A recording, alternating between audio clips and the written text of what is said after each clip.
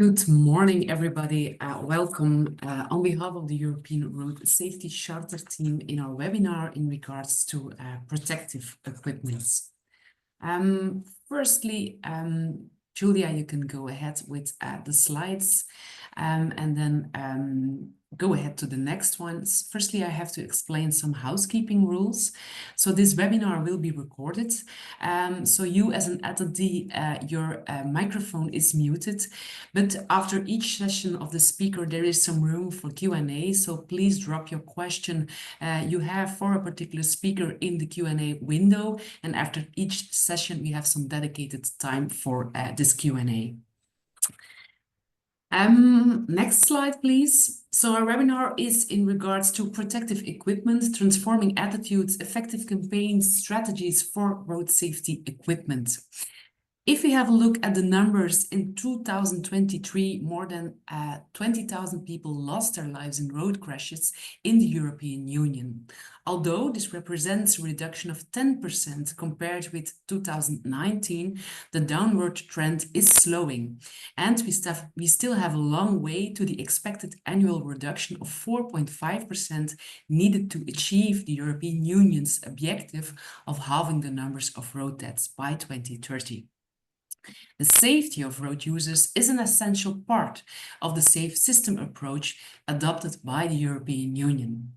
The development of protective equipment is, amongst others, a major component of measures to improve road users' safety. Helmets, seatbelts, child restraint systems are examples of protective equipment whose effectiveness has been widely demonstrated. Considered to be passive or secondary safety devices because they do not always help to prevent a crash, they can nevertheless prevent serious injuries or even deaths. However, their use or their correct use is far from universally widespread. For this reason, the European Road Safety Charter increased the attention over the coming months to the use of safety equipment, and particularly on how road safety campaigns can help to educate and to improve their use, and how we can transform these attitudes. And most important, of course, how we can save lives in road safety. Today, we host a webinar, an online webinar, in which you will discover the latest insights into protective equipment on the one hand, and the innovative promotional campaigns that make a difference from across Europe on the other hand. Next slide, Julia, please. If we have a look at the agenda today, we first will give the floor to Björn Olsen. He will give you an idea on the Danish approach to increase bicycle helm use. Afterwards, we will give the floor to Alisa Dona Mitu from Romania, and she will be talking about child seats and the increased misuse of child seats with age. Afterwards, we will give the floor to Alain Ariel from Portugal, who will tell us more about protective equipment and campaigns in regards to protective equipment. And lastly, we will give the floor to Antonio Arpaia, who will give us an idea on the technology, the harnessing of technology for enhanced road safety and urban mobility from a concept to a marketing campaign. I hope you will get a lot of information in this webinar, and I firstly will give the floor to Björn Olsen. Next slide, please, Julia. Björn Olsen represents the Danish Road Safety Council, and he will talk about the Danish approach to increase bicycle helmet use. Björn, the floor is yours. Thank you very much. I will actually start my presentation by showing you something very recent in Denmark before I go on to explain some of the campaigns that we have done over the years. Recently, there was an ex-politician who is now a commentator, political commentator, and very active user on X, who posted something on X, on Twitter, which caused quite of an uproar in both the media and on social media. And I've just translated what he wrote here. So what he wrote was that a man wearing a bicycle helmet is already dead. In any case, the self-respect is gone, and without self-respect, life is meaningless. The bicycle helmet sends the signal that you as an adult man is afraid of falling off your bicycle. And this somewhat provocative statement really caused a media response. It was widely cited in the media, and then what happened was that a lot of male cyclists starting posting pictures of themselves wearing a bicycle helmet. For instance, the director of the Danish Bicycle Federation, and also lots of doctors and just men who posted pictures of themselves wearing bicycle helmets. So these posts went quite viral. And one example here is the most recent picture where one man says that, for me, it's also about responsibility. A real man is looking after himself and his family, also with a bicycle helmet on his head. So I think this has shows kind of how the helmet debate has moved in Denmark, and maybe it also provides us with some insights into future campaigns on helmet use and the masculinity of helmet use. So with that short intermezzo, I'll just briefly tell you about Denmark before going on to the campaigns and the bicycle helmet use in Denmark. So as you can see from these statistics, Denmark is a quite small country, but we are a country where a lot of people cycle, and there are a lot of cyclists on the road, and it's really a part of the culture. And also we have relatively few killed cyclists, although of course we would want that number with 22 being killed on average every year to go down. And there is no legislation on the use of bicycle helmets. Over the years, we have been conducting national observational studies on the use of bicycle helmets. And we started doing these studies back in 2004, where around 6% of all cyclists across all age groups used bicycle helmets in city traffic. And then among school children in school traffic, it was around a third who used a bicycle helmet. And then until 2010, that figure increased, as you can see here. And then we had a stagnation for a couple of years where helmet use really didn't increase that much.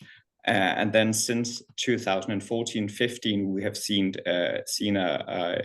an increase in the use of helmets. So as of today, the most recent figures is that around half of all cyclists wear a bicycle helmet.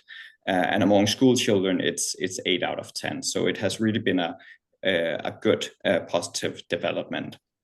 So I will tell you how this increase came about, because it hasn't come about without effort. In general, we at the Danish Road Safety Council, we are a private organization, but publicly funded. And we have increased, or we have made people aware of bicycle helmet and promoted it over the years, and really having the strategy of promoting voluntary use rather than recommended legislation. And we have promoted bicycle helmets through the 3 A's, as we call it, which is about availability, awareness, and attractiveness. And I will go into depth about what these concepts are about and give you some examples on that throughout this presentation. And then this strategy has all the time been underlined with continuous monitoring of the cyclists' motivations and barriers for using bicycle helmets, and also having these annual observational studies on the use of bicycle helmets to assess the effectiveness of these initiatives that we have launched. So if we take availability first, it has really been about making bicycle helmets available for people, so that it's accessible to get the helmet, so that you can buy them at the shops where you are in, and that you have a broad selection of bicycle helmets that you can choose to buy. And this one is an example from 2009, where we cooperated with a supermarket chain to sell cheap bicycle helmets, and they sold out really fast. So we repeated the campaign afterwards, and it's just an example of a barrier, because many people say that when we ask them why they don't wear a bicycle helmet, a lot of them say, well, I actually want to, I just haven't come about to do it yet. And today, if you walk into a bike mechanic, it could very well look like this in the selection of bicycle helmets. So I would say that this would definitely not be the picture you would see 20 years ago. Maybe you would see 10 different bicycle helmets, but now there's really a wide selection of bicycle helmets that you can choose from as a consumer. So the availability of helmets has really increased over the years.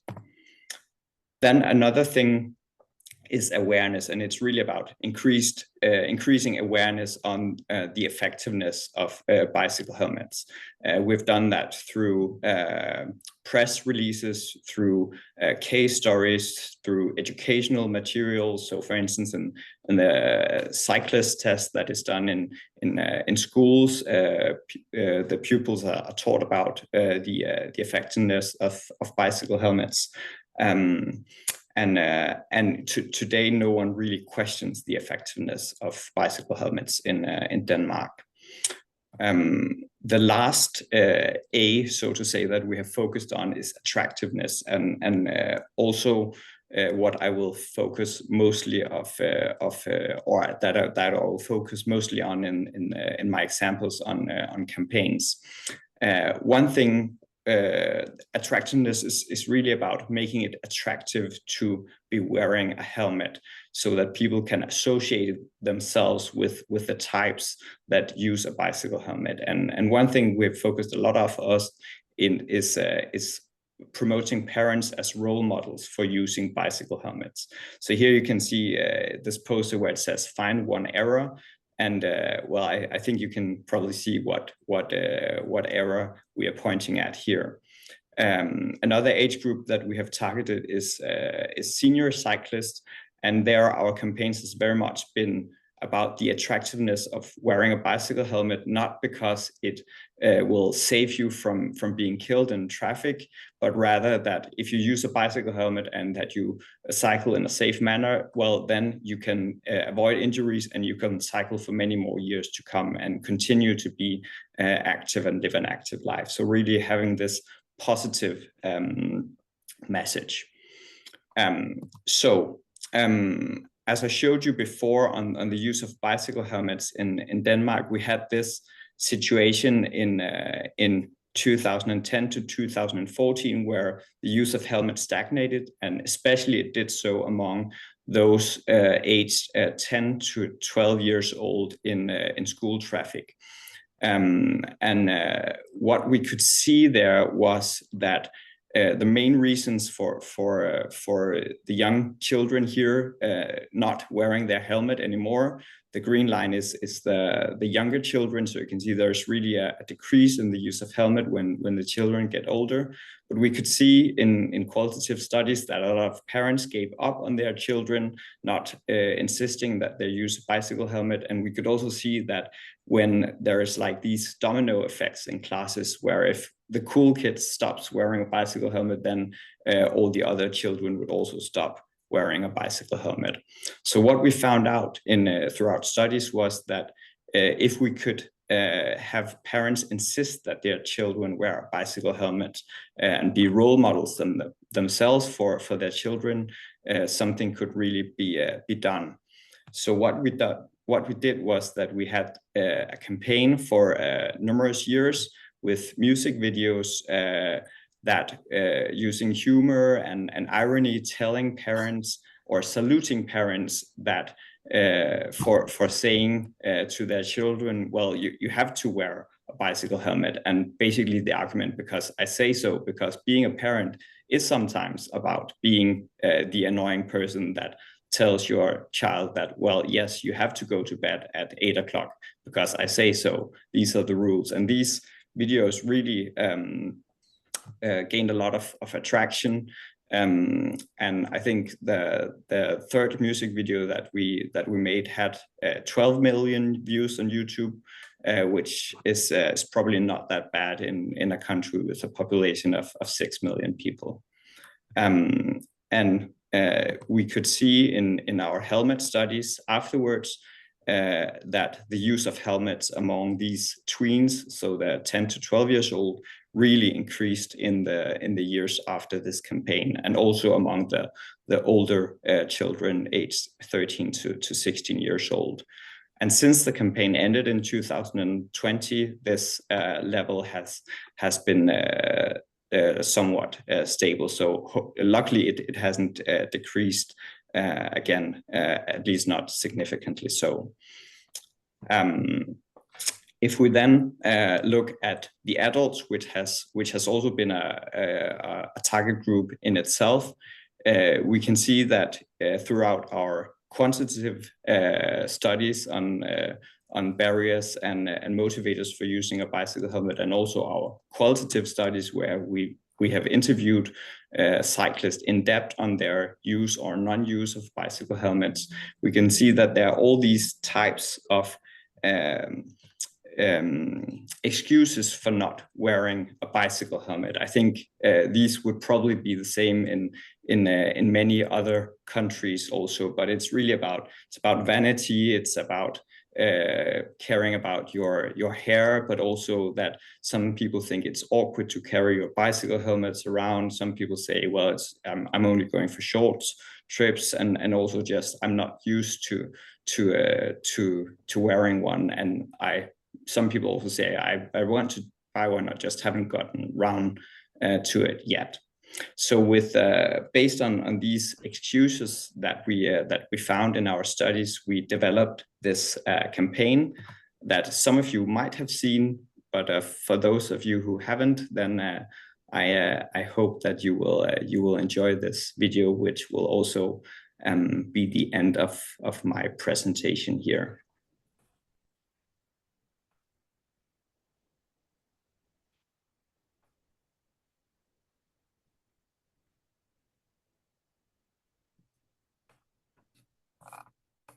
Well, I think maybe I can just tell you what it's about instead. Okay. And then you can if you get the slides afterwards, you can find it also online on YouTube. But basically, it takes place in this Viking environment in Denmark, and it's about this Viking who is going on a raid together with his band of Vikings, and then they question why he's not wearing a helmet, because his child comes with his helmet and he says, no, I don't want to wear the helmet. And he says he has all these excuses for not wearing a helmet when he's going to this raid, Viking raid, because he says that, well, I'm not the type of person who use a helmet when I'm on a raid. It will ruin my braids, my hair, and then some of the others says, well, you'll see probably some of those that we're going to raid, they probably also wear helmets, and so there are all these excuses that we found in our studies that he's kind of so we're kind of making this historical parallel to another situation where, of course, people would wear a helmet when going to war. That's not to say that there's a war on the bicycle streets in Denmark, but it's really just making this historical comparison, and also making fun of all the silly excuses that we make as humans for our behavior. Yeah. So I think we can go to the next slide.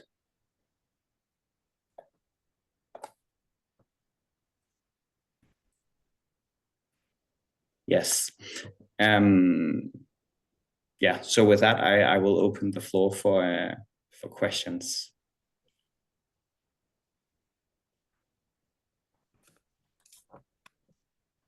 Indeed, many thanks, Björn. Are there questions? So the attendees can put their questions into the Q&A window. So please go ahead with asking your questions.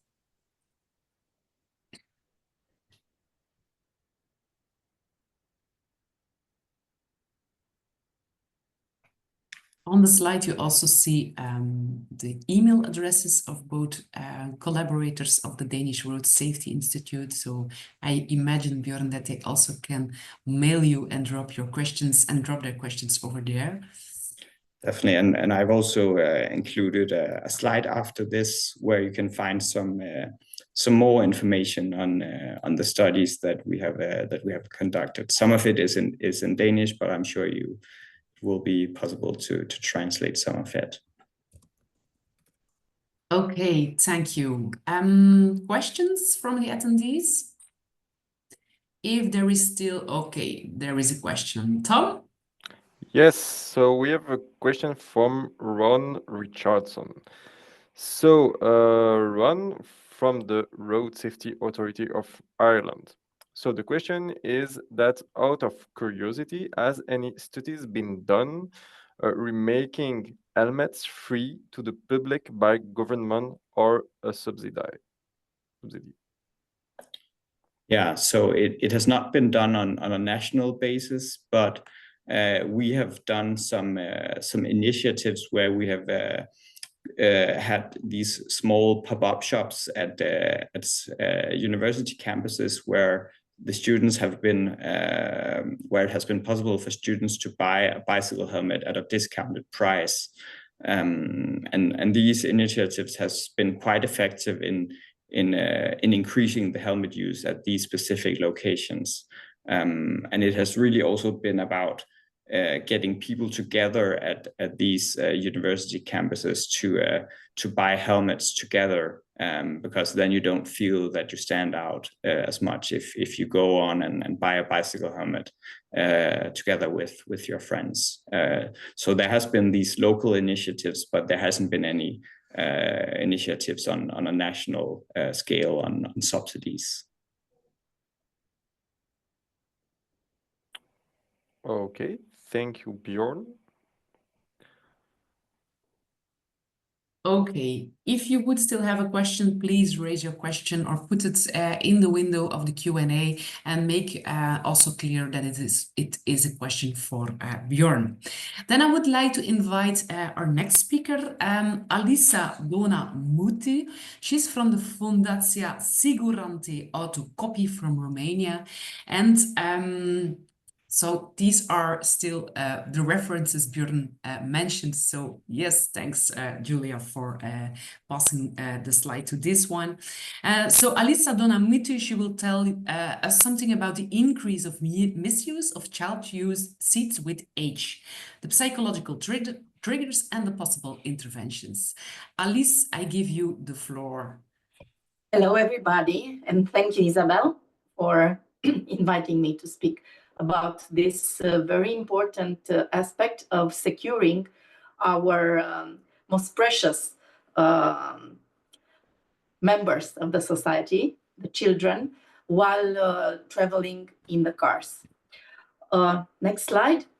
The next one, the aim of this presentation is to tackle the fact that despite the progress that were made in terms of technology, in terms of information worldwide, Romania still remains for many, many years a champion in terms of victimization among road users and especially among young road users, meaning that the death toll, it's like 22 deaths per 1 million children, as compared to the data of European Union, which is 7 children that are dying per million in every year.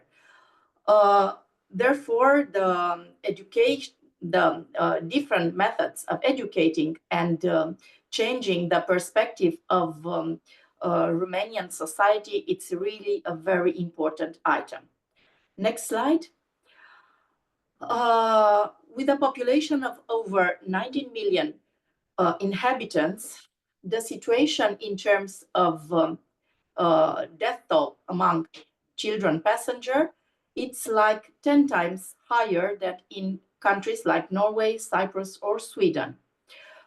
However, next slide, we saw some progress that were made compared to 2021. So I took as reference the first after pandemic year in terms of reducing of victimization. In 2023, only 76 children, and only it's with the sadness, say, 76 children lost their lives as passenger after a car crash, as compared to 2021, when this death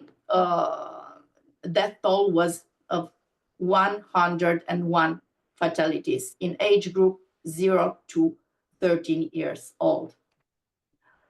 We observed that there were several things that helped to next slide. That were several things that helped to change the statistics, and one of that it's increased reinforcement. Next slides. The number of penalties that were applied. Next 2 slides, please. Increased. Next one. Increased in 2023 with 31%. So this might explain the change in statistic, and it's a good thing. However, if we observe an increase of responsibility of the category of parents-to-be and new parents that are constantly using infant carriers and car seats for transporting their babies, the category of parents that are transporting children over 4 still consider that it's not so important to secure their children either in a child restraint system or with a seatbelt. Next slide, please. We call that category the forgotten category, because the percentage of children that are not transported in CRS or have CRS in the car, but they are not secured in CRS, it was still in 2023 of 46%, which is high. The percentage of parents in the first groups up to 4 years old that are not using the child restraints, it's only 26%. So we need to tackle this group of parents with older children. Next slide. For that, we made an observational study that includes 1,800 parents that were selected from 24 primary school and kindergartens from various counties from Romania, and that were invited to respond to a questionnaire regarding the usage of car seats.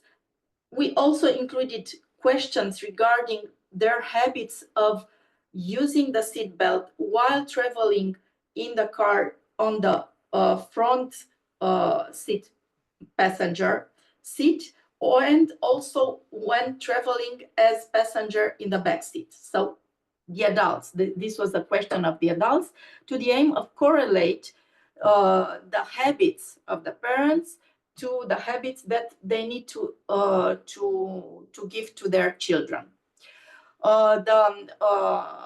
This sample of parents was selected to be representative because the total population of children from 4 to 12 years old in Romania, it's around 2,277,000 children. Next slide, please. Also, we used the Children Car Safety Romania group that it's very popular, that has almost 90,000 members as of today and has a reach of 1.1 million in 28 days to promote this observational study and to invite parents to reply to our questions. Next slide, please. Here it's the situation of seatbelt use among adults that are traveling with their children. And it's a question of worry, because only 7.9% of the parents are using seat belts while traveling on the back seat, constantly using. And only 50.6% of the parents are using seat belts when they are traveling with their children and they occupy the passenger seat in the front. So since children tend to imitate their parents, this can be an explanation. Next slide. Regarding the reasons why parents with older children are not using CRS, they provided, in 44% of them, provided as reason child discomfort. And we asked them to refine that answer and say what they consider to be discomfort.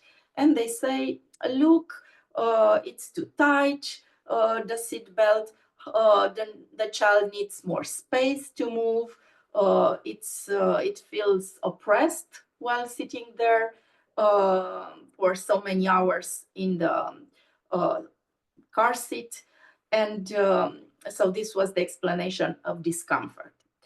Another category, important category, was the category of parents that consider their children old enough to be treated as adults. 18.8% of the parents think that their children are old enough and they do not need further protection.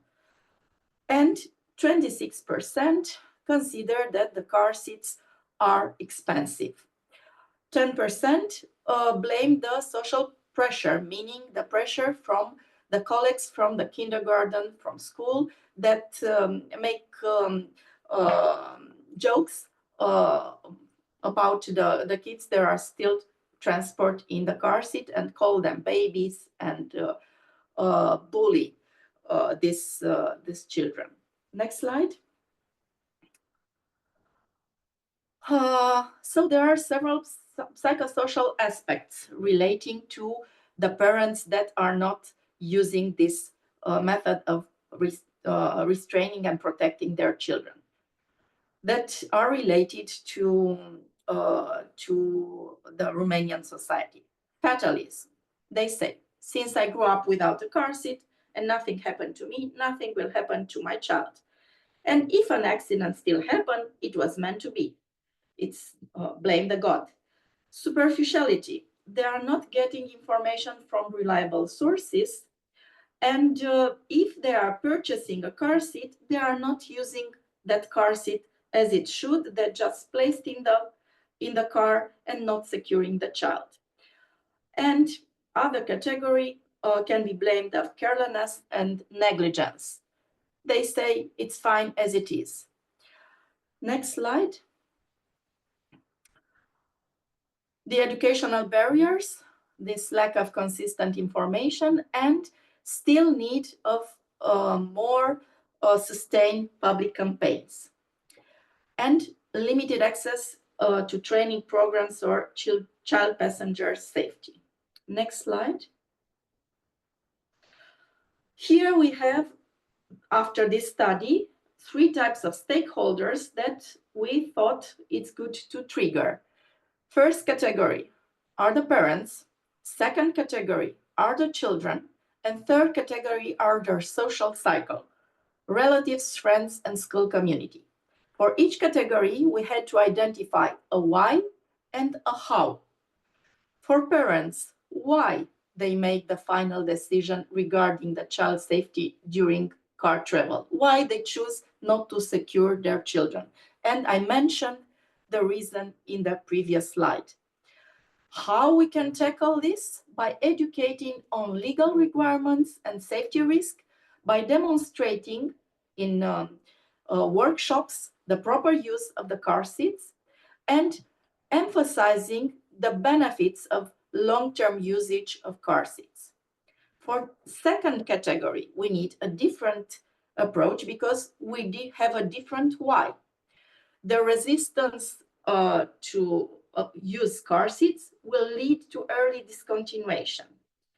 And we have therefore to create engaging and child-friendly adapted campaigns promoting the car seat use. We have to make car seat look like cool accessories, like something that you need to have, you need to use because you're cool like this.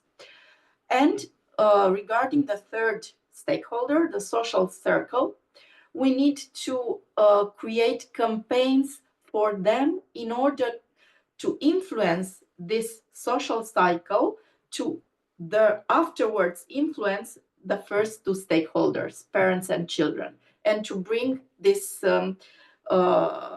urge of using car seats from this direction as well. Next slide. Next slide. I will try to move faster. After this study, we asked the psychologists from school and kindergartens to be partner with us and to make several sessions of psychological intervention in order to change the attitude and behavior of the parents that are not using car seats. Here it's an example that we used in a school from urban area for a child 6-year-old that was refusing the car seat for the reason that it's big enough. He considered, the child considered that he's now a mini adult and he should travel like the adults without car seat or even without seatbelt. We used the psychologist used 3 counseling sessions. In first one, trying to find out which are the reason. In the second session, trying to discuss what will motivate the child to use the car seat. And in the third one, showing examples of what can happen in case passenger is not secure in the car. Of course, adapted to the age of the child, so without blood and things that can be scary for considering the age of the child. Second example, second slide, please.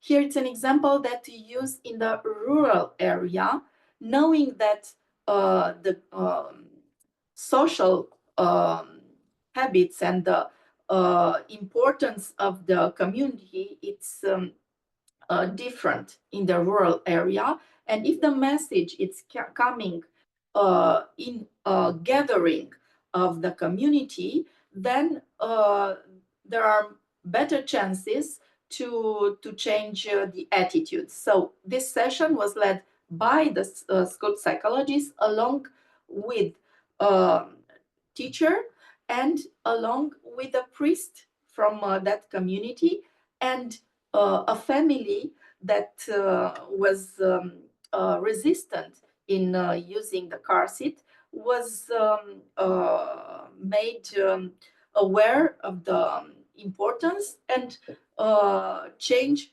the attitude and purchase a car seat that was not so expensive, because this was the reason provided that the family that it's something that they cannot afford.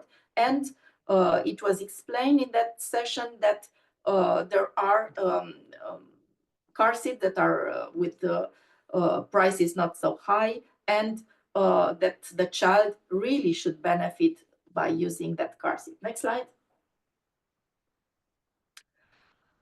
We used another approach because we are talking about children. We know that children transform the world in a world of characters. So we need to transform the car seat in a friendly character. Next slide. And here it's an example of a 4-year-old girl that likes to read stories, and along with an influencer in the parenting area, a story about a character named Lily that was safely traveling in a car seat was used as mean of making this little girl to accept traveling in the car seat and to stop blame the discomfort of the car seat. Next slide. Reward system, it's important method of education. Next slide. We use this method as well. So for a 5-year-old boy, we discussed with the parents to create a sticker chart with rewards for each travel that they make, and each time when he's secured in the car seat, he will receive that sticker.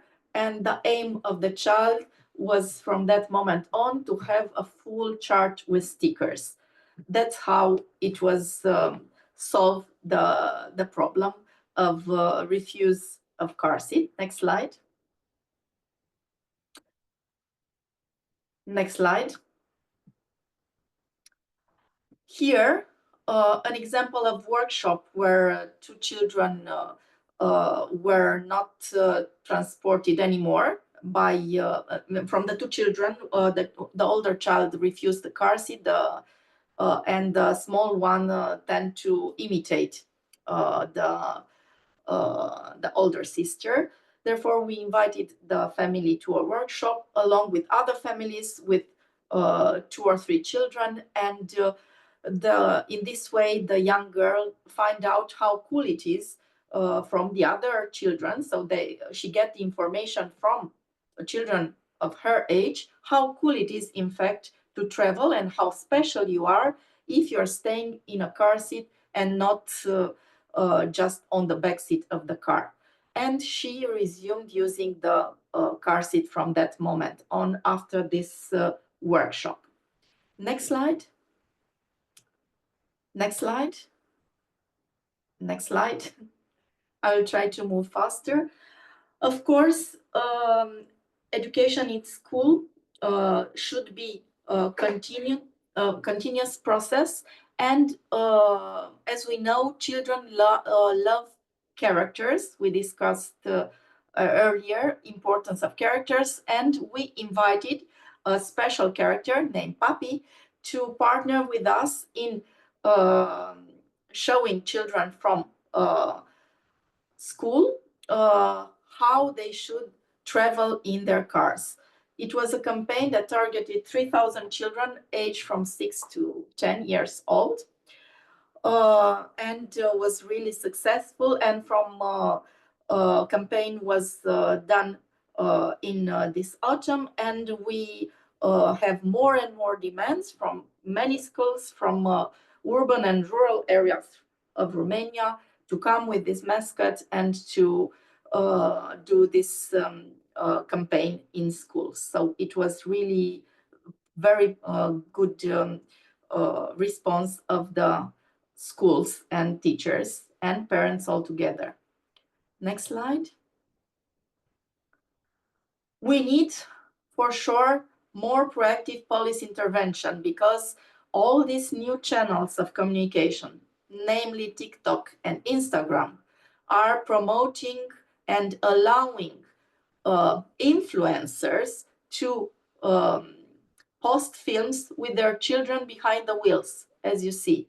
And this is something that should be tackled at a higher level by police or by government, in order to make the networks, the social networks, forbid this type of posts, which are really negative examples for the society. Next slide. Here it's another example why social influencers are not always the best promoters of child safety. It's a trend among brand manufacturers to offer to influencers car seats to promote their brands. But look in this slide, a famous a child of a famous person in Romania traveling in a car seat unrestrained. They should do a better research and select better influencers that promote good habits instead of just showing off the color and the design of a car seat. Next slide. Here are examples of other activities that we are constantly doing in Romania that we're targeting this year.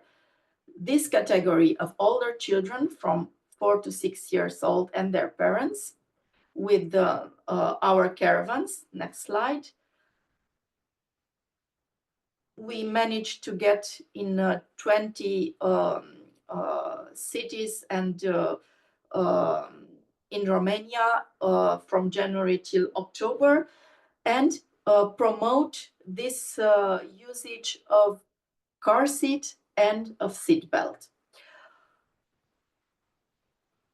These are just examples of means on how this misuse can be tackled, and why it's important to involve more categories, not just police, not just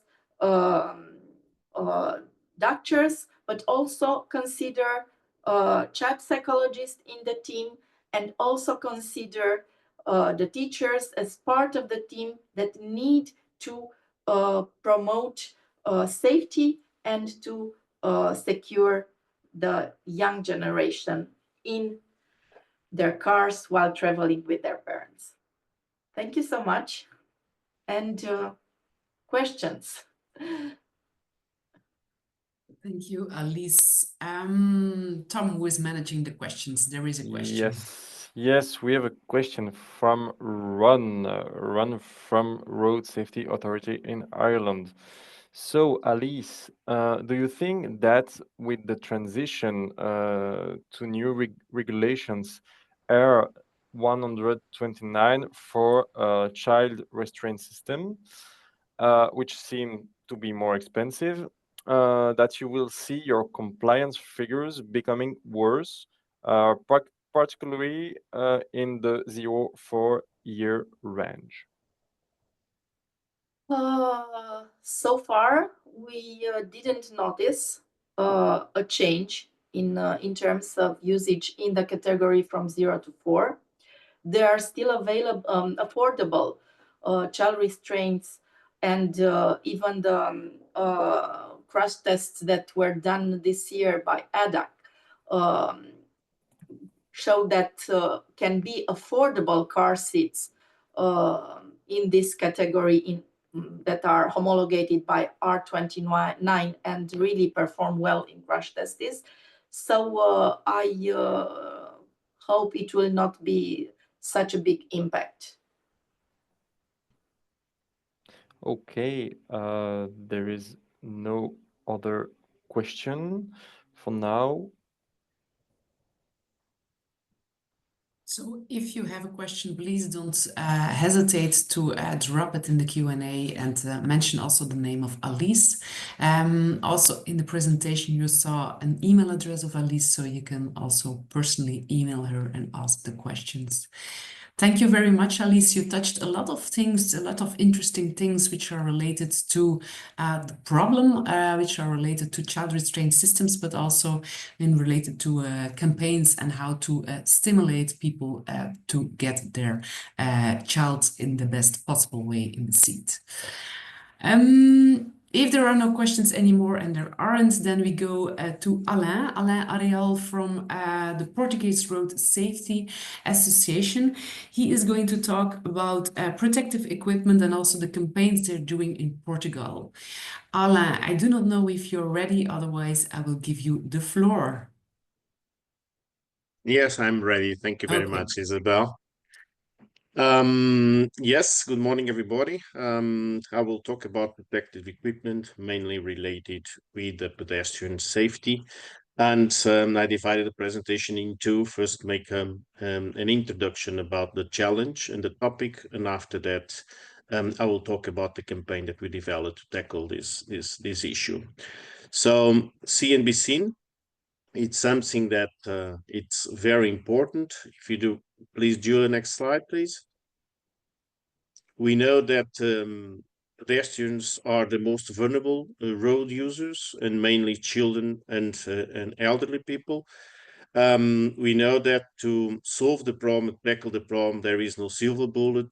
We know that you have an holistic approach and tackle all the issues that we have in the different pillars of the road safety systems. What I mean is that you need measures in the infrastructure, you need safer vehicles, you need a good emergency and rescue services, and you have a good system of the road safety systems, but also you need to promote safe behaviors on pedestrians. And for this, it is an important issue that is in the literature, that you need to make pedestrians visible.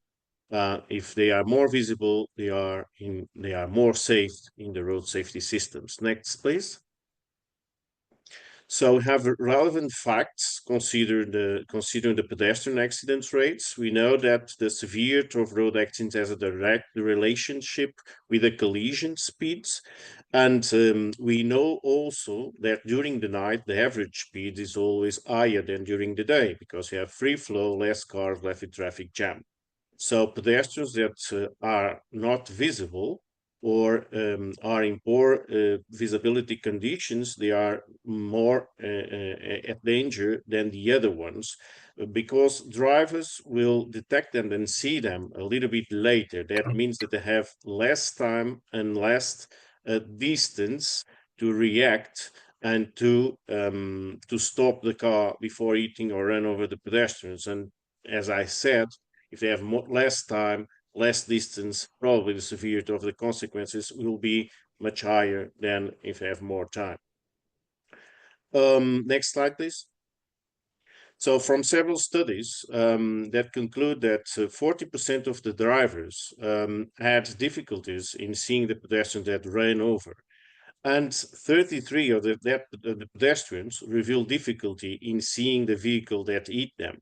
So this means visibility, see and be seen, is crucial for reduce the accidents related with pedestrians during the night or during poor visibility conditions. So reinforce this concept: the higher the speed, the shorter the distance at which the pedestrian is detected, and greater the severity on the collisions. Next, please. So I would like to show you now what is the impact of a run over with different variables. I would like to share now a simulator that we developed in a recent European project that simulates a run over, and we can change the variables here. We have speed, we have reaction time, we have distance that we see the pedestrians, we have the pavement, we have weather conditions, if it's sun or if it's raining, so on. So the first simulation that I want to do, we have the car is driving at 50 km/h with the reaction time around 1 second, and the drivers see the pedestrians at 28 meters, as we see here. And we can simulate it here, and we see that the car stops before hitting the pedestrians, and it's 26 meters to stop the car at this speed. But as I said, during the night, we have higher speed. So we can increase a little bit the speed, 60 km/h, maintaining the other variables the same. And you can see the consequences that higher speeds have in the pedestrians.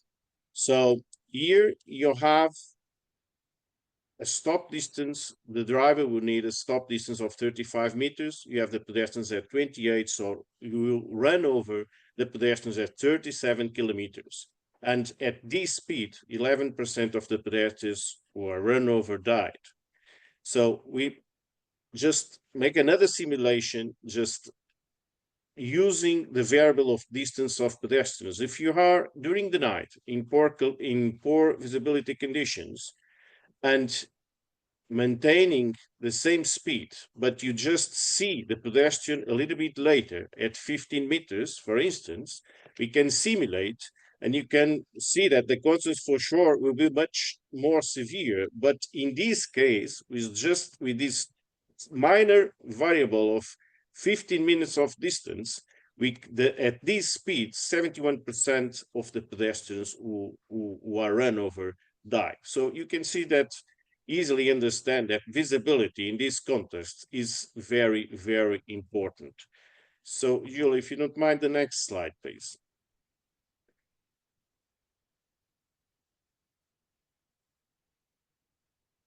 It's okay. Next slide, please. Okay. So during the night, the visibility of the pedestrians can be guaranteed only through a good quality contrast. And the only way to achieve this is through the use of the retroreflective material. Next, please. So you have to keep in mind, just to summarize, three concepts. First one, visibility is crucial for road safety. If you increase the visibility, you increase road safety, you reduce the severity of the accidents. To achieve this at night, retro reflections, it's the only way, because give more time to the driver to react, you have more time and more distance to react, so the collision impact will be reduced.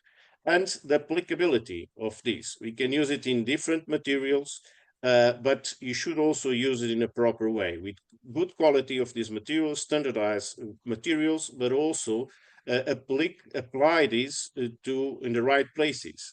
We know that using these retroreflective materials in arms or in the ankles, when you have movements, we increase also the visibility of the pedestrians. So next, please. These materials catch the driver attentions and make the pedestrians more recognizable in time. But we have different kind of challenge. During the night, the retroreflective material will provide a nighttime visibility is higher, the higher visibility with retroreflective materials during the night, but during the day they are not so effective. The fluorescent materials are more effective during the day because they need UV light, and during the night we don't have it. So a combination of these two materials are the best, I would say, deal for the visibility for pedestrians. You can combine visibility during the day and visibility during the night. So next, please. So for just a curiosity how it works, the retroreflective material is generally made of glass microspheres or acrylic microprisms, but both they work in the same way. When the light from the vehicle headlights illuminate retroreflective material, the surface with these microspheres or microprisms, the light is retained the same direction it is originated. Next slide, please. Please, you can see this video and take attention. You can play the video, please, Julia. Please see how many runners do you see in this video?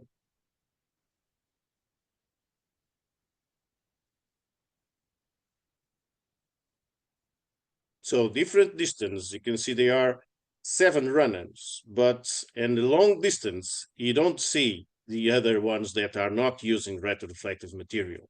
So the next slide, please. We have completely different distance, considering the visibility distance and related that with the clothes that you are wearing. So this means that with the dark clothes, you are able to see at 25 meters away.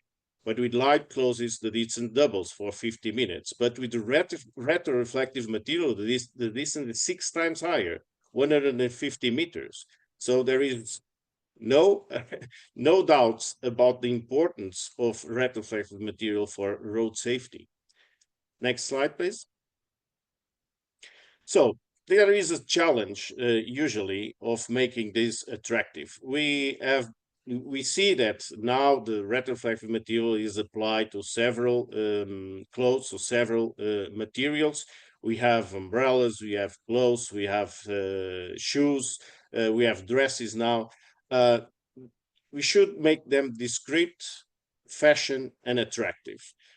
Fortunately, now we can see this kind of material not just in sportive clothes or sportive equipment, but only now in a casual clothes or casual shoes. And actually, it's a good challenge, but it's also a good improvement in the use of these kind of materials for the road safety. So the next slide, please. So I'll talk about the campaign. The next one, please, Julia. So what we have been talking about until here, it's the first step of the campaign. You have to actually to understand very well the problem, the challenge that you are facing in. So what we did until now, it's to collect information about the problem. Of course, it's a general problem, international concepts, specific details of the challenge that we have with this problem, with the visibility of pedestrians, but we should combine different kind of sources of information to start designing a campaign. And that information can come from accident basis, from safety performance indicators, self-reported data, observations that we did, or literature review. I will not go in detail with this because this is a specific numbers for the Portuguese campaign, but we have here that the percentage of accidents with deaths and injuries involving pedestrians, that in our case, the 60% of accidents represented 22% of deaths and 20% of serious injuries. We have here that information about that these type of accidents causes more injuries than the other ones. And we have also the percentage of the number of pedestrians that are having severe injuries during poor light conditions.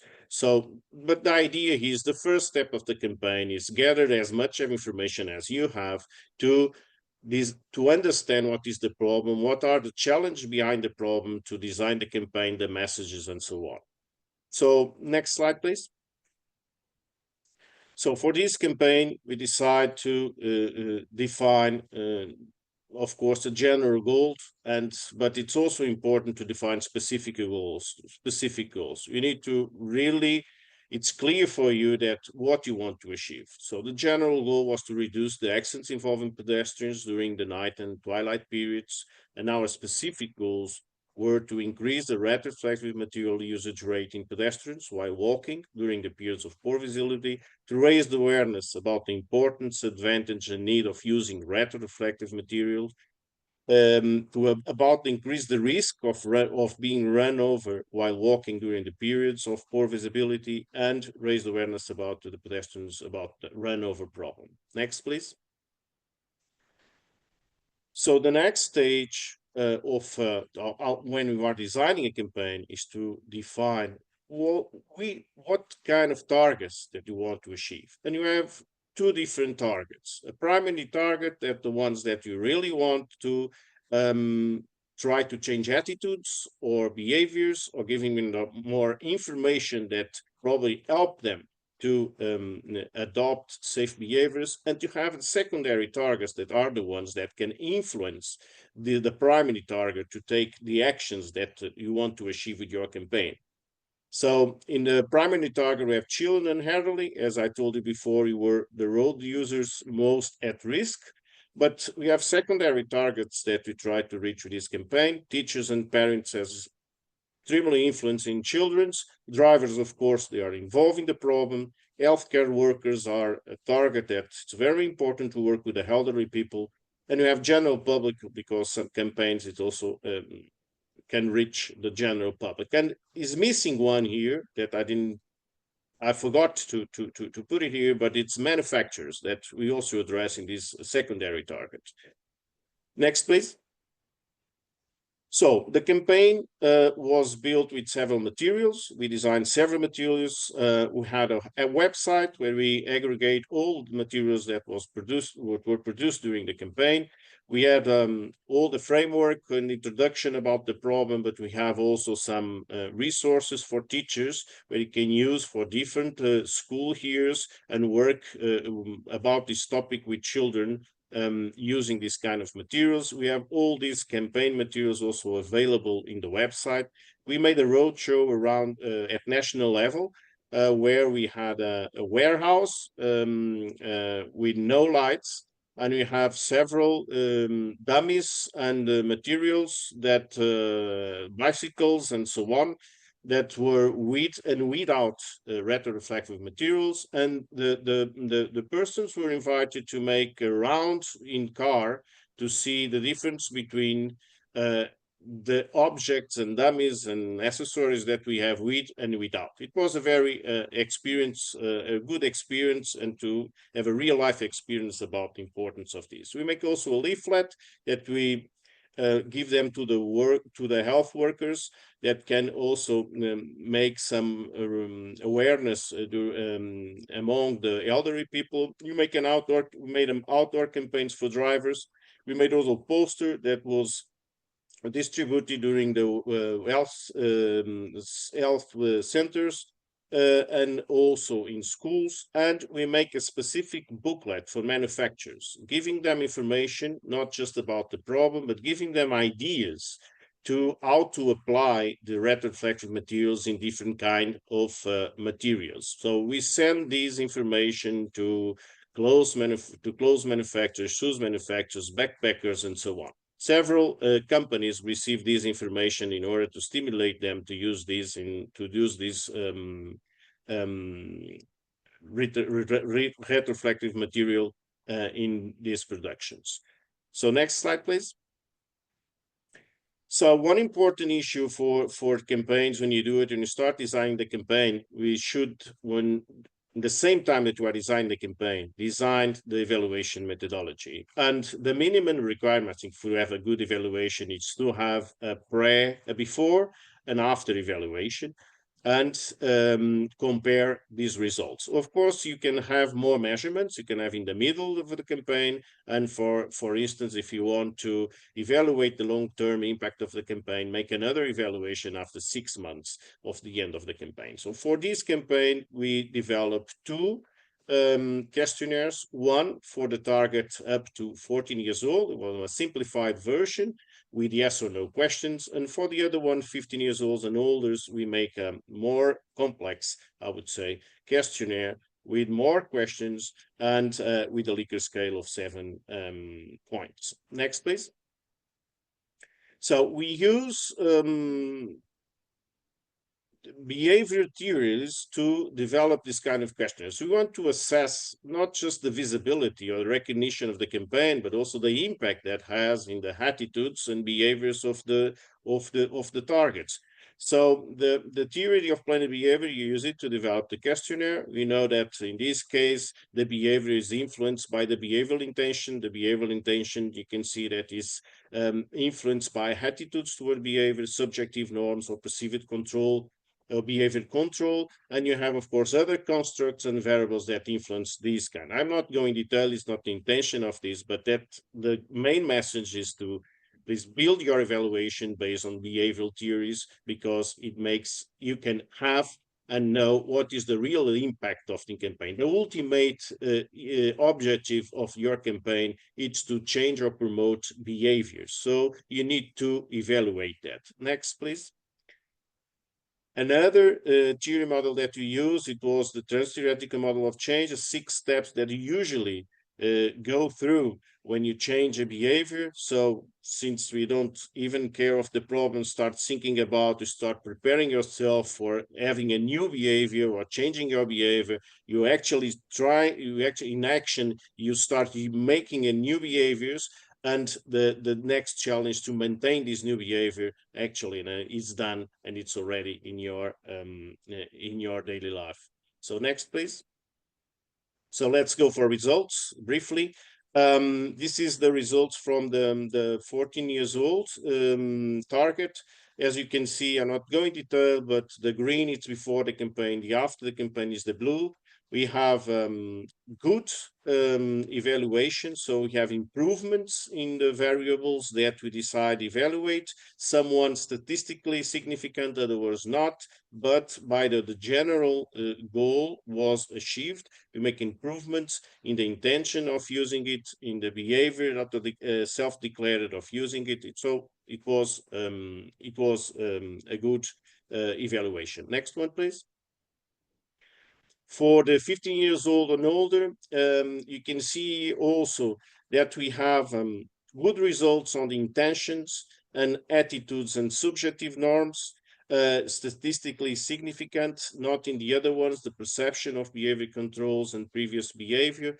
But we know these constructs influence the intention of behavior and by the end influence the behavior. So this means that it also a good evaluation. So next one, please. And you can see here the evaluation of the second model, the trans-theoretical behavior. You can see that we also have some good results here in the preparation to change a behavior and also for action. It's adopting the new behavior. This means that start using retroreflective materials.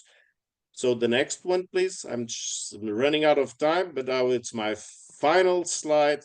I just want to summarize what I showed to you. So the campaign that we developed was based in the best practices. In the CAST project is one, I think, when a reference for if you want to develop a campaign based on the best practices that the increase the effectivenesses and the likelihood of being well succeeded with a campaign. So you can find it easily in the internet, these manuals. It was a project that was developed some years ago, but you have nice recommendation to design, implement, and evaluate campaigns. You have several interesting and very useful information to develop. So 8 steps: base your campaigns in statistics and research, select specific target audience, define specific objects, define the campaign strategy and plan the campaign, formulate the message, conduct the proper implementation of the campaign, ensure a rigorous evaluation, and disseminate the results, writing a final report to know if it worked or not worked, and you avoid that you probably not use resources in a adequate way. So that's my final slide. Thank you very much for your attention. I'm available for questions. Thank you. Thank you, Alain. Thank you for stressing out also the theory and the evaluation which needs to be done, and also the Bible, let's say, cost for making campaigns. Are there questions? Tom is managing the chat, so I see there is a question. Yes, there is a question from Rasmus from Estonia. So, in Estonia, a pedestrian walking on the road in a poor visibility or at night time must wear a reflector or a light source. In Portugal, do pedestrians also have an obligation to use reflector or light source, or is the main goal simply to nudge them into making themselves visible to the other road users? Yeah, there is not mandatory. There is no legislation about this in Portugal. But yeah, our work in road safety is to promote safe behavior. So this means that we need to raise the awareness among pedestrians to use to promote safe behaviors and to become more visible during the night. So it's a personal decision. But as you know, you have to influence them to take the safe decision, because sometimes they are not aware, or they are not aware of the risk, or not aware of the problem itself. So it's something that you should do, but it's a decision of the pedestrians to use it or not. Yeah. Okay, thank you, Alain, for this clear answer. For now, we don't have any other question, but the same as the others, if you have any question, you can still ask them. Okay, many thanks. And then we go to Antonio Paya from Totem EV. He is going to tell us more about on how the harnessing technology for enhanced road safety in urban mobility from a concept to a marketing campaign. So Antonio, the floor is yours. Yeah, thank you, Isabel. Okay.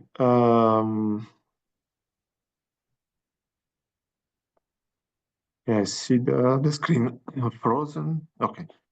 Yeah, thank you. Yeah, I'm Antonio Arpaia. Just a quick introduction. I'm operation and program manager for Totem and Item. Totem and Item are two small startups. We are the same working group. Item is a software house that develops AI softwares for multi-purpose for multiple sectors. Totem is the one I'm talking about. I'm going to talk about today. Is the active in the micromobility sector, and basically develops and sells e-bikes and above all e-scooters. I'm an automotive engineer. I have an automotive background, as it has our working group. Next slide, please, Julia. Because we are Totem is indeed a micromobility spin-off of Dumaray. Dumaray is a multinational European group which develops and produces propulsion system, innovative propulsion system for the automotive sector, in particular for passenger cars, but also light, small trucks. In Totem, what we did, we tried to leverage the knowledge and the expertise of our group in developing software, hardware controls for the automotive. We try to leverage this expertise and to apply it to a slightly different market. It is a market close to ours, but is different, is a parallel one. And it is, next slide, is the market of commuters. In Europe, we have identified this market, the size of this market of around 12 million people moving daily in the metropolitan areas. And most of the market from our investigation and from data available in the state-of-the-art analysis is that these people needs safety, ask for more safety and more comfortable rides because of the environment. It is for sure not, at least in Italy, but not only in Italy, is not designed for this kind of rides, for this kind of travelers, city travelers. Next slide, please. So what we did, basically we defined our vision that inspires our activities as try to put together our technology expertise. So try to innovate technologies around people, around these people, these commuters, to make the world, their world, as a safer and more sustainable place. Next slide. And what we did, we put we've taken one vehicle, a kind of a vehicle, the scooter, and we decided to add some specific features like AI-based software, collision alert, and the most evident one, the third wheel, to make the product in general more stable and in general safer. But why we decided to choose these technologies among all the portfolio that we have identified and we have investigated. Next slide. We have we've chosen the features, building a lot of prototypes, making the possible customers try these prototypes. Most of the prototypes were produced starting from already available off-the-shelf products from competitors.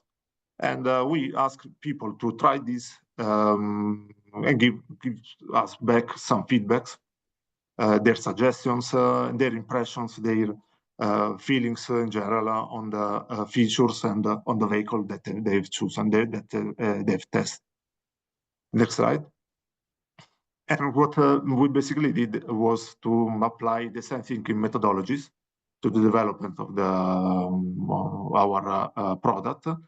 We have interviewed 250 people. We also reached more than 600 people via surveys, online surveys, and we test up 14 prototypes. What we got from this design thinking, as I said, were the feedbacks and particular the feelings of the customer, the identified buyer persona. Next slide. Next one, sorry. Okay. But okay, this was our methodology. We also tried to understand if the vehicle, the kind of means of transportation, the scooters, is a safe means of transportation or it is not. We try to also to consider some data from these are the numbers of incidents in Italy in the 2022 per vehicle, kind of vehicle. We see obviously that these scooters, the number of incidents is much lower if compared to cars, but we know that the number of rides for these scooters is also much lower. So the comparison is not easy, and there are no data to objectively decide if these scooters are safer or not with respect to cars and bikes. We know also, next slide, that it's not only a matter of vehicle safety, but it's also a matter of education, of behavior of the driver, of the user, in particular of misbehavior of the users. What is important in any case is next slide, is that the feeling, as I mentioned before, the feeling of the customers, of possible customers, and 55% of them declare to be unsafe riding scooters and ask for a safer design. Next slide, please. And this is the final, at the end of our investigation, at the end of our development, what we have designed. And this is links. There is an error in the slide, it's not a problem. Links, that is our kick scooter. As you can see, there's a quite strange design, a third wheel to make it more stable. In the links we use also, we've chosen also only recyclable materials to also have a safer design also for not just for the users, but for the environment also. So it's more sustainable, the production of these scooters if compared to the competitors. Next slide, please. We also added a rear camera in the back of the scooters that can be used as a rear mirror that projects its image on the smartphone screen of the user. The smartphone can be put on, there is a dedicated platform on to place the smartphone. It could be, we know, also a possible source of a distraction. And next slide, please. What is important is not the rear mirror itself, but the software that we applied, a collision alert software that we applied to the video coming from the rear camera that is capable of alerting the user in case of any obstacle or any possible safety concern that is coming from the back of the vehicle. That obviously cannot be seen by the user, by the driver. From our analysis, if you have an alert, obviously you cannot know the number of incidents, but if you have an alert, you are the user is more prompt, more ready to react to a possible incident, and in some cases also avoid it.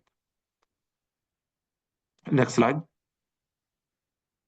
So this was from a product standpoint, from the design standpoint. On the other side, we had also our company strategy to try to sell the product, and we changed several times actually our strategies. Next slide, please. The next one. Okay, we changed several times our selling strategy and production strategy. We had a pivot is normal for startups to change strategy, even if without changing the vision of the company. We started selling the product via crowdfunding. We changed and tried to sell it also to companies. So for the B2B customers. Also, we tried to sell it to sharing companies. We changed, and then in the end, we opened the market, the sellings to B2C customers, so directly to the final users. Next slide, please. And together with the changes in the strategies, we had also to change our marketing and sales and also communication strategy.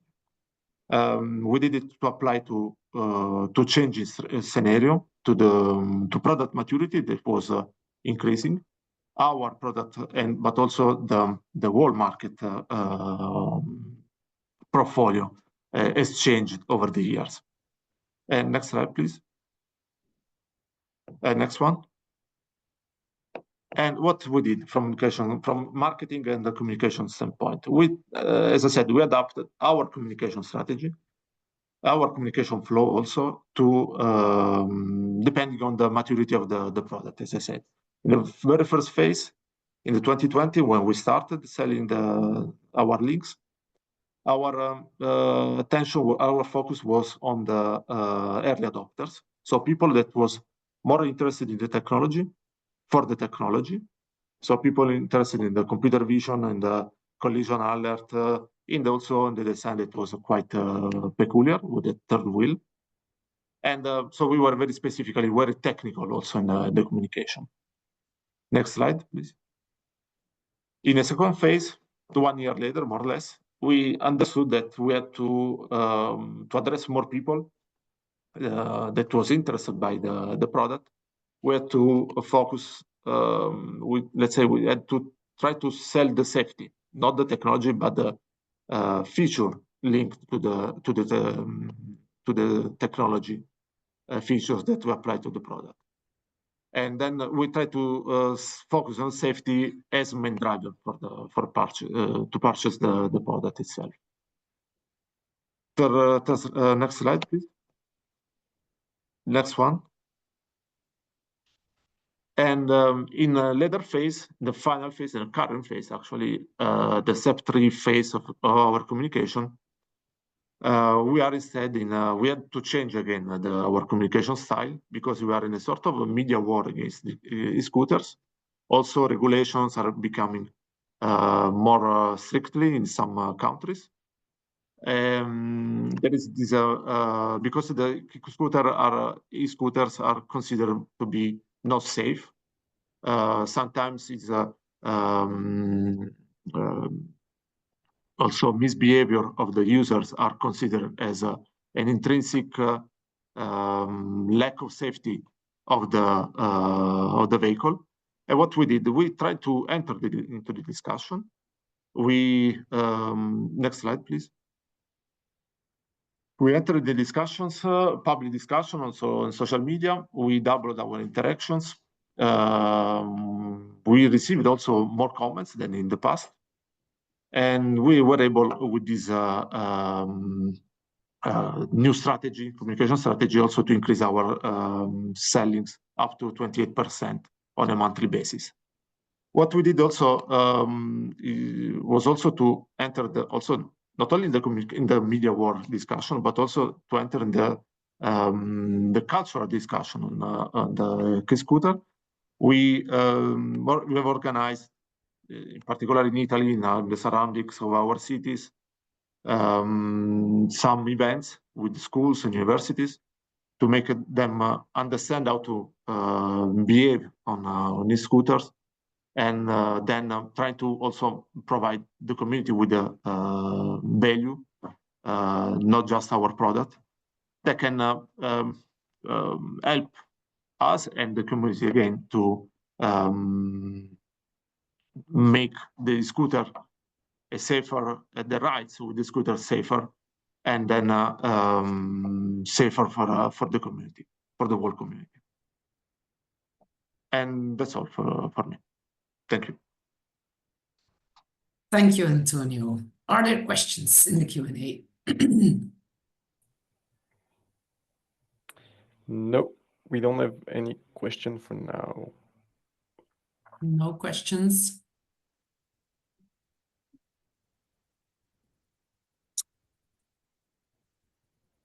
If you still would have a question, you can definitely send an email also to Antonio, just as to the other speakers concerning their presentations. If there are no questions, then I'm going to close the webinar.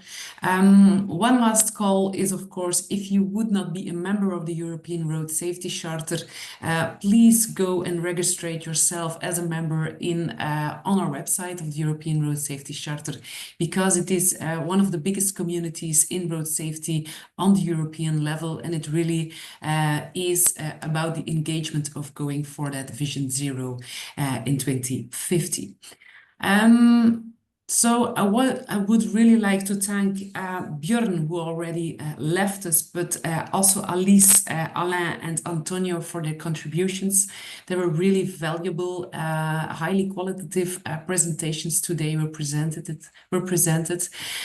So many thanks for this. If people have questions, I assume they can come to you, or they can ask you a question regarding to your presentations.